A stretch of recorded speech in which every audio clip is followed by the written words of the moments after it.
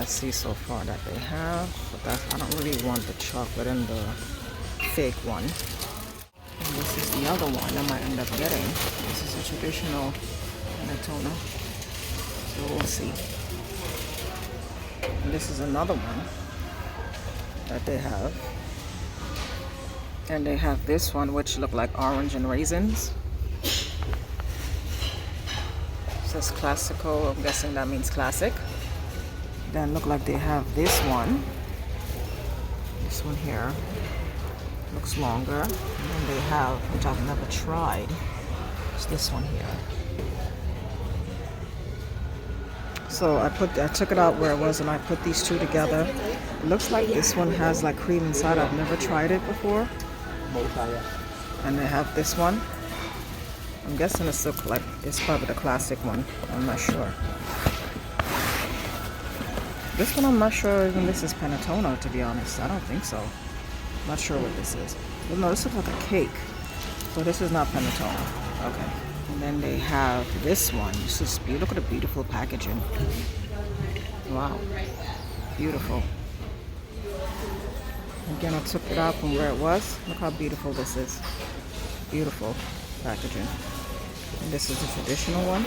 See, it has the mixed fruits and the raisins. And I showed you guys this one in my last video. This is wrapped like a candy. So pretty. Now it's just about which one to buy. That's going to be the debate. So that's how that looks. It's beautiful. This is such a beautiful gift to give to someone. Look at this one. This one is chocolate. This one says tiramisu, so I'm guessing the cream inside of it is a tiramisu cream. And the chocolate on top. That sounds delicious. Same one from before. Beautiful. Just beautiful. Alright guys, today I'm going to be making bread pudding. I'm going to be using the Panettone bread. You can use any bread that you want for bread pudding, but I choose to use this because it's the Christmas season and I love to use this bread for a lot of things, including French toast and just eating it like that with butter. Mint to garnish. I have the Granny Smith apple I'm going to add to it. I have salt I'm going to butter the pan with. Eggs, nutmeg, cinnamon, salt. When you're baking something sweet, you need to add a little bit of salt to bring out the flavor. I'm not a baker, but I know that. Milk, and I have two vanilla extract. I'm not sure which one I'm going to use. And of course, sugar. So these are the ingredients. So the first thing I'm going to do, I'm going to open up this bread to show you guys what it looks like. If you're not familiar with the Panettone bread. Take that off. Put that to the side. Open it from the bottom. You can open it in any direction. So this is what the Panettone bread looks like. It comes in a plastic, so I'm going to cut this up. And like I've said before, you can make French toast. You could just toast it, either with butter or jelly, or you could just warm it up and eat it like that, or eat it like this right out the package. So this is what it looks like. It's like a little gift. It's like a little gift. That's what it looks like. And it has such a beautiful smell. Look at that. And it has paper. Around it. That's what the bread looks like. Beautiful. This is the bottom. Like I said, it has paper around it. So I'm going to cut it up. Before I cut up the bread, what I'm going to do, I'm going to make the ingredients. So this is 2 cups of milk. And I'm going to crack, I don't know if I'm going to use 2 or 3 eggs, because you're basically making a custard. So you can soak the bread. So you can soak the bread in. That's what you're doing. I'm adding sugar. I'm just winging this, guys. So I just use a regular spoon.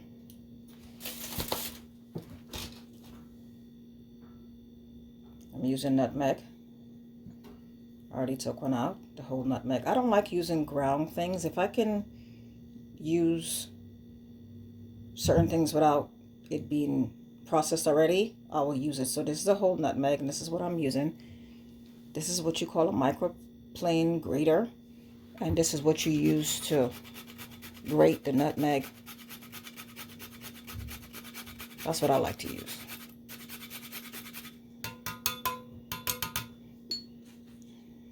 Cinnamon stick. I'm going to grate this as well. You don't want to use too much. In here, we have nutmeg, cinnamon, eggs, and some sugar. And now I'm going to add some salt. I'm going to grind a few, just not a lot, because you're just using the salt for flavor. And I'm going to mix this up and combine it to make like a custard. Basically, and I might add, you know what, I might add the third egg, and I might add some more milk. I'm not quite sure. I'll let you guys know what I'm doing. So I'm mixing up the ingredients. This is the egg, the sugar, the nutmeg, and the cinnamon, and the milk, of course.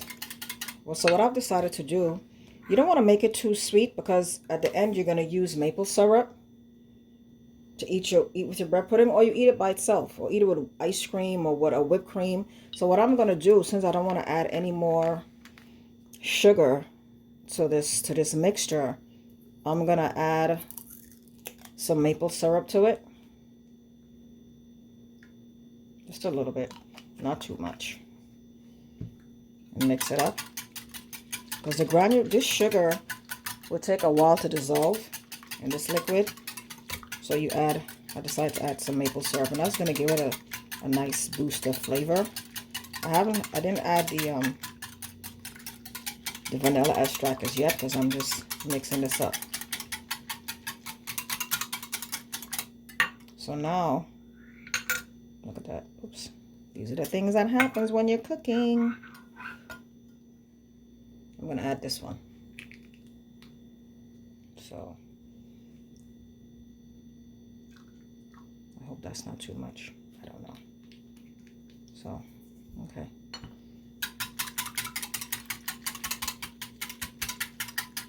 Mixing it up.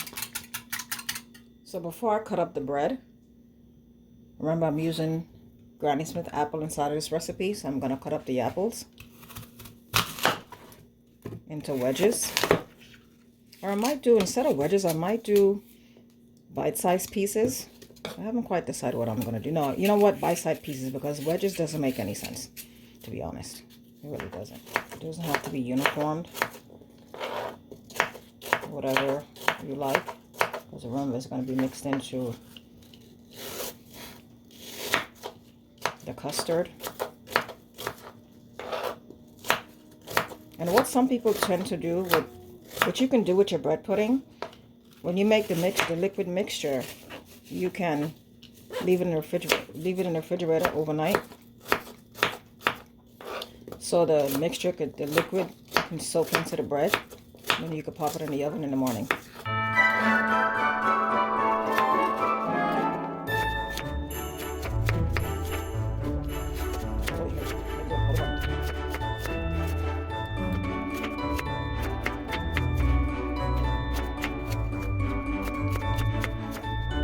So now I'm going to cut up the bread. I'm going to cut it in half.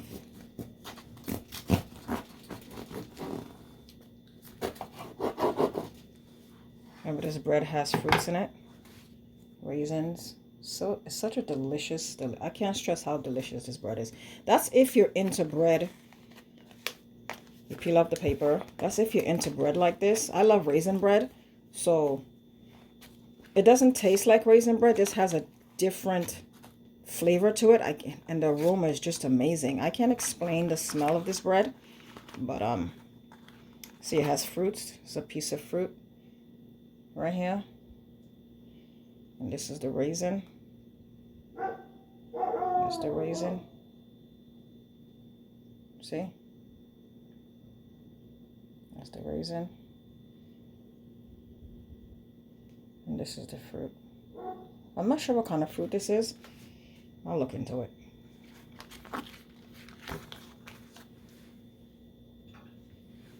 So I'm going to cut this into cubes.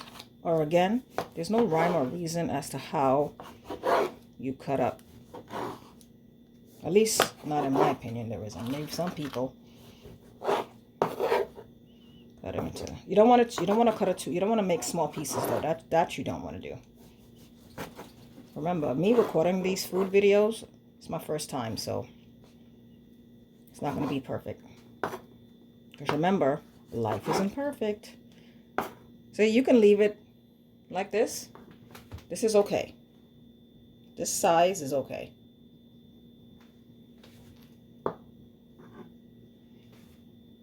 I might cut this in half. I think I am. To make a little smaller piece, slightly smaller pieces.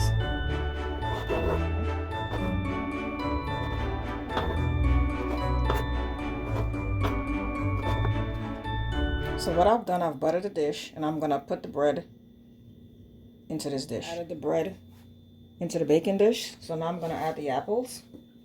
And add the apples.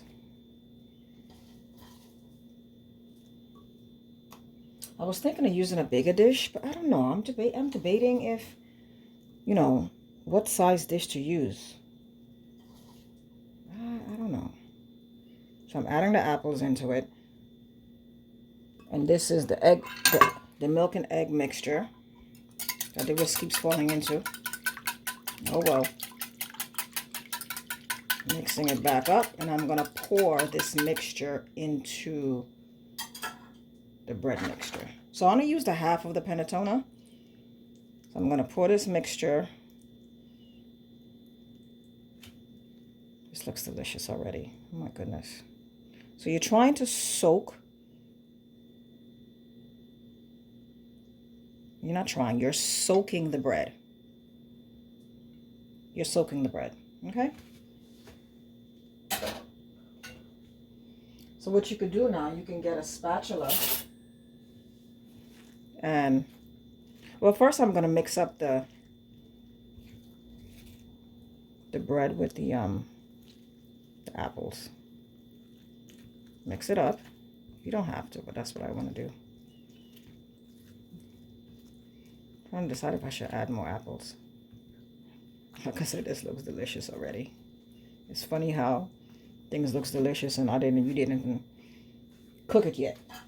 That's the beauty about cooking. So I am going to add more apples because I'm not a Granny Smith person because it's too sour. My daughter loves Granny. At least when she was younger, she loved Granny Smith apples. She loved anything sour. That kid would eat she could eat a lemon. I'm not that person. I'm not that person. So I decided to add both apples, which I didn't have to. And the bread is, of course, going to get soggy. And as you can see, I only used half of the panettone. This was a pretty big one. I only used half of it, if you can see it. This was a pretty big panettone bread. They have smaller ones in the and sometimes you can find panettone in the grocery stores as well. I don't remember if I've ever used a panettone from the grocery store itself. So you're going to let this sit. Now, again, something like this, you can let this sit overnight in the refrigerator, because what's going to happen, the moisture is going to soak into this bread. So what I'm going to do, I'm going to let it sit here for a little bit. Let it soak in for maybe a half an hour. Then I'm going to pop it into the oven. So this is what the bread pudding looked like before I put it into the oven. Looks like mush, but all right, I just took it out of the oven. It took a little over 45 minutes in my opinion. You know, I think it depends on the oven that you have and how well the oven is working. It's a little browner on the bottom than I would like, but this is the outcome of it. I'm gonna cut it and show you guys.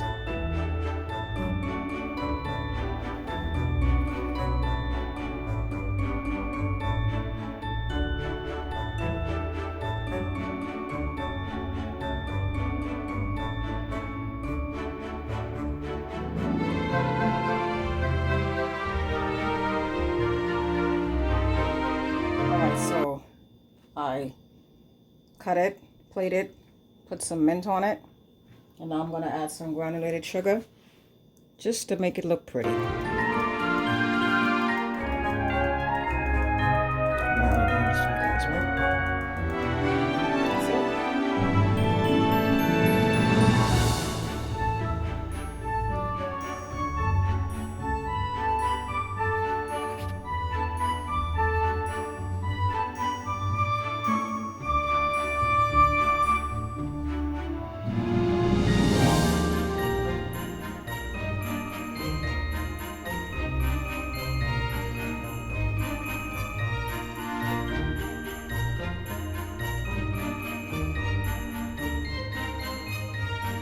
right, guys, so I'm trying. Usually you have to wait until it cools down a lot more to let it firm up as it cools. But for video purposes, I am gonna wait. It's pretty good. Wow. And the tart apple offset the sweetness of it. Oh, it's really good. Try it with the apples. And my mom said it tastes good.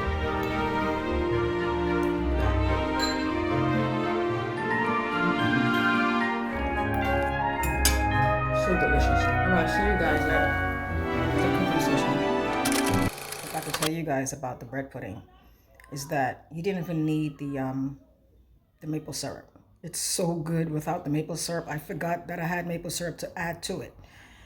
So what I'm gonna do, I'm waiting for it to firm up because I cut it not too long after I took it out the oven. You're supposed to wait a little bit, maybe a good 20 minutes before you cut it, and then you eat it. But you don't even need the maple syrup. That's how delicious it is. So I hope you guys really enjoyed this cooking segment, and I have fun doing it. It can be a little wonky only because I'm not accustomed to recording while I cook, and I didn't make bread pudding in so long. So I hope you try it and let me know how you like it if you try it, or if you make bread pudding. What's your recipe if you're willing to share, or what is something you add to your bread pudding? But that Granny Smith sour apple offset the sweetness of the sugar and the maple syrup that I added. So, all right, bye.